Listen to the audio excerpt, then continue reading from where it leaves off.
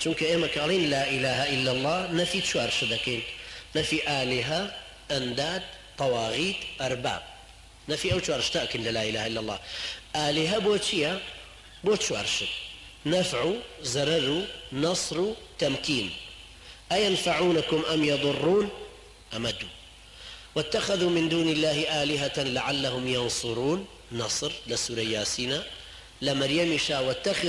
واتخذوا من دون الله آلهة ليكونوا لهم عزا كما دام أمشوار صفتان نيان منفعة نزع عز تمكين سركوتن يتربو كردوتانا بخوا كوابو كيمالين لا إله إلا الله نفي أواكين هروها نفي أنداد أو كالضل بيوي ببستريتو بخوش يستيو تعظيم هروها أرباب أو كساني كتشريع دان هروها طواغيت جمع طاغوتا هركسك دصلات داوريبك بمخالف بشريعتي خواهي پروردگار يان بپرستري و رازي به بو پرستنا